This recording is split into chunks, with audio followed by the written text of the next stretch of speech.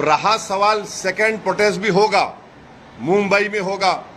अगर हमारे डिमांड्स को महाराष्ट्र सरकार नहीं मानेगी तो आज़ाद मैदान में परमिशन लेकर हम यह प्रोटेस्ट करेंगे। अस्सलामु अलैकुम वरहमतुल्लाहि वबरकातुहू। उम्मीद करता हूँ आप तमामी हज़रात खैरियत से होंगे। जी हाँ दोस्तों, जो रैली निकली है, इम्तियाज़ जलील ने जो रैली निकाली है, उसको लेकर गोदी मीडिया का क्या ख्याल है वो भी आज आप सुन लीजिए। यकीनन सुधीर चौधरी जो गोदी मीडिया एंकर हैं दोस्तों, आज उनकी ज़ुबान से कुछ ऐसा निकल रहा था मानो कि ये बिल्कुल लिखा हुआ पढ़ रहे हों, और आज से पहले इन्होंने ऐसा कभी पढ़ा ही नहीं था। ऐसी न्यूज़ आज से पहले इन्होंने कभी दिखाई नहीं थी। आज ये जो खबर दिखा रहे हैं, ये जो रैली के लिए बोल रहे हैं, मुसलमानों के लिए बोल रहे हैं, ये सुनना बेहद ही ज़रूरी है। और आप लोगों को मैं पहले भी सुना चुका हूँ, रजत शर्मा जो कि इंडिया टीवी के एंकर हैं, उन्होंने क्या कहा था। आइए दोनों एंकरों की आज बात सुन लेते हैं कि आखिर सुधीर चौधरी क्या बात कह रहे हैं। आइए देखते हैं वीडियो।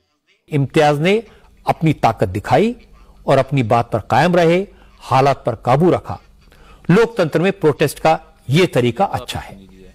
ये रैली बीजेपी विधायक नितेश राणे और संत रामगिरी महाराज के उन आपत्तिजनक बयानों के खिलाफ निकाली गई जिनमें उन पर मुसलमानों के खिलाफ नफरत फैलाने और इस्लाम धर्म का अपमान करने के आरोप लगे थे। इसके विरोध में यह रैली निकली है। इनमें बीजेपी विधायक नितेश राणे ने कहा था कि अगर 24 घंटे के लिए पुलिस को छुट्टी पर भेज दिया जाए तो हिंदू अपनी असली ताकत दिखा देंगे। इसके अलावा उन्होंने मस्जिदों को लेकर भी एक भड़काऊ बयान दिया था और विवादित बयान देने के मामले में संत रामगिरी महाराज का बचाव भी उन्होंने किया था। और इन्हीं बयानों के विरोध में महाराष्ट्र में लगभग 12,000 मुसलमानों ने 300 किलोमीटर लंबी एक संविधान यात्रा निकाली, जिसमें सभी मुसलमानों के हाथों में भारत का राष्ट्रीय ध्वज तिरंगा था। और इन तस्वीरों में आज 3 बिल्कुल नई बातें छिपी हुई हैं जो आज आप सबको ध्यान से सुननी चाहिए। ये तस्वीरें आप देख रहे हैं, जन सैलाब है। संख्या आप देखिए, एकता देखिए, जज्बा देखिए।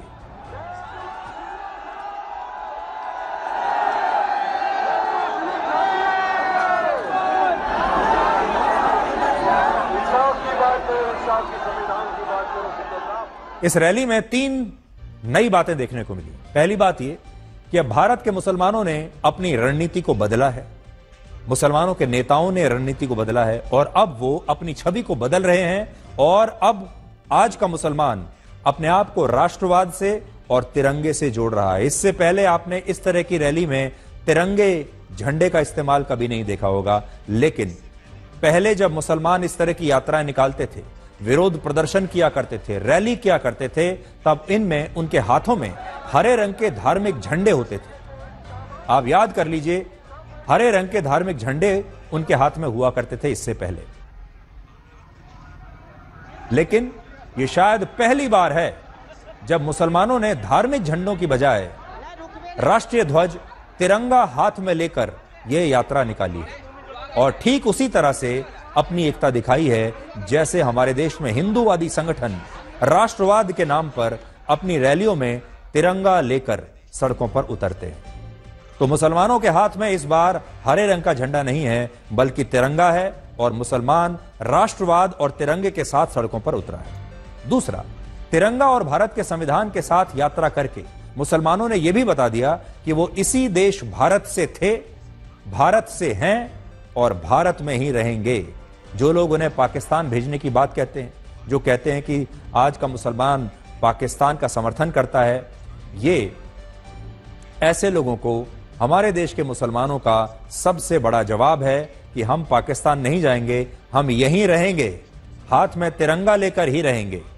तीसरी बात, इन तस्वीरों में आप मुसलमानों की इस जबरदस्त एकता को भी देख सकते हैं।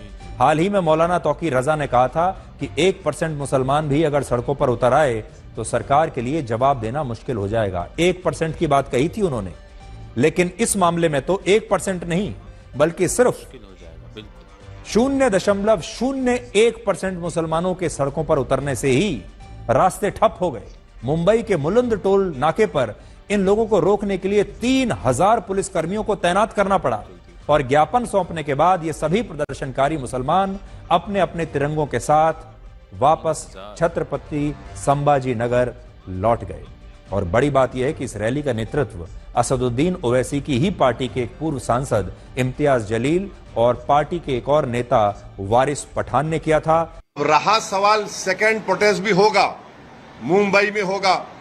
अगर हमारे डिमांड्स को महाराष्ट्र सरकार नहीं मानेगी तो आजाद मैदान में परमिशन लेकर हम यह प्रोटेस्ट करेंगे। हमारे जो भाई ईटी और जी के पूछ रहे थे, ये तो कानून का संविधान इनको यहां नजर नहीं आता, इनको नजर ही नहीं आता। ये पूछ क्यों नहीं रहे कि ये जो बकवास बकी गई उसके ऊपर पुलिस केस क्यों नहीं बुक हो रहा है?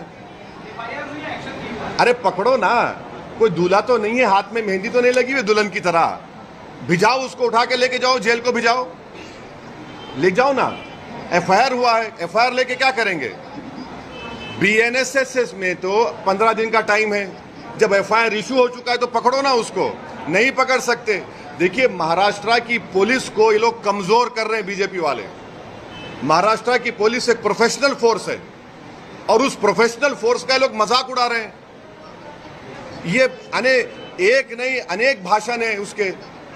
क्यों बचाया जा रहा है? क्योंकि वो रूलिंग पार्टी का है।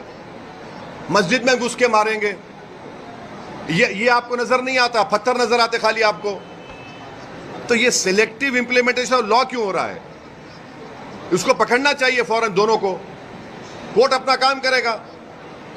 पहली बात हमारी ये है कि वो रामगिरी को गिरफ्तार किया जाए।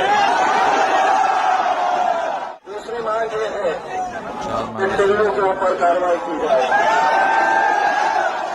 तीसरी मांग ये है कि हम इस मुल्क के अंदर, इस राज्य के अंदर एक ऐसा कानून चाहते हैं कि जहां पर कोई भी किसी के भी धर्म के खिलाफ, किसी के भी मजहब के, किसी के भी धर्म गुरु के खिलाफ अगर कोई कुछ कहता है तो उसके खिलाफ सख्त कानून बनाने की जरूरत है। और चौथी मांग, बताओ, हम अदालत से पूछना चाहते हैं कि आखिर मौलाना सलमान अजहरी साहब ने क्या कहा? दोस्तों, तो आपने अभी लास्ट में सुना होगा कि मौलाना सलमान अजहरी यानी कि मुफ्ती सलमान अजहरी की रिहाई के लिए भी बोला जा रहा है और ये लगातार आवाज़ें उठ रही हैं। अगर सारे जितने भी मुस्लिम सांसद हैं एक साथ मिलकर अगर संसद में आवाज़ उठा दें तो यकीनन मैं ये दावे के साथ कहता हूँ कि मुफ्ती सलमान अजहरी साहब की रिहाई को देर नहीं लगेगी, क्योंकि एक दो नहीं, लगभग 24 मुस्लिम एमपी हैं, ठीक है, 24 मुस्लिम सांसद, और जब सब एक साथ मिलकर आवाज़ उठाएंगे तो यकीनन मुफ्ती सलमान अजहरी साहब की रिहाई यकीनी तौर पर हो जाएगी। लेकिन अफसोस, बोलेगा कौन? तो सिर्फ ओवैसी बोलेगा। अगर इस मामले में उठेगा कौन? तो इम्तियाज़ जलील उठेगा, और बाकी जितने भी सांसद हैं वो सब किसके हैं आप लोग जानते होंगे। क्या किसी का घर गिरा, किसी की मस्जिद कहीं गिरी तो कोई बोला? नहीं बोला ना। कौन बोला? असदुद्दीन ओवैसी बोला। मुफ्ती सलमान अजहरी साहब के लिए कौन बोला? असदुद्दीन ओवैसी बोला। जी हाँ दोस्तों, आप लोग देखते होंगे कि ओवैसी साहब ने कहा कि अगर अब भी हमारी मांगे पूरी नहीं होंगी तो हम फिर से दोबारा प्रदर्शन करेंगे और फिर इससे ज़्यादा भीड़ हम लाएंगे और रोड को चक्का जाम कर देंगे और यहाँ की सरकार को बता देंगे कि हाँ, मुसलमानों की क्या ताकत है, क्या पावर है। पीसफुल हमारा जितना भी प्रदर्शन रहेगा सब पीसफुल रहेगा, बहुत ही शांतिपूर्वक रहेगा, जैसा कि 23 तारीख को रहा था। पूरी दुनिया ने देख लिया कि इतना भारी मजमा, इतना बड़ा मजमा गाड़ियों के साथ, पैदल, साइकिल से, मोटरसाइकिल से, बसों से, किस तरह से चारों तरफ मुसलमानों की भीड़ नजर आ रही थी। यकीनन पुलिस प्रशासन भी हैरान रह गया था कि एक आवाज़ में, एक बोल पर इतने सारे मुसलमान इकट्ठे हो गए। अगर ओवैसी ने, इम्तियाज़ जलील ने ताकीद के साथ अगर मुसलमानों को बुला लिया तो फिर क्या हाल होगा। तो बेहतर यही है कि जितने भी गुस्ताखी रसूल हैं उनको अरेस्ट किया जाए। जो भी मुसलमानों को 24 घंटे में उड़ाने की धमकी दे रहा है उनको गिरफ्तार किया जाए, यही बेहतर है। जी हाँ दोस्तों, तो आज की इस वीडियो में बस इतना ही। मिलते हैं इंशाअल्लाह नेक्स्ट वीडियो में। अस्सलामु अलैकुम व रहमतुल्लाह। अल्लाह हाफिज़।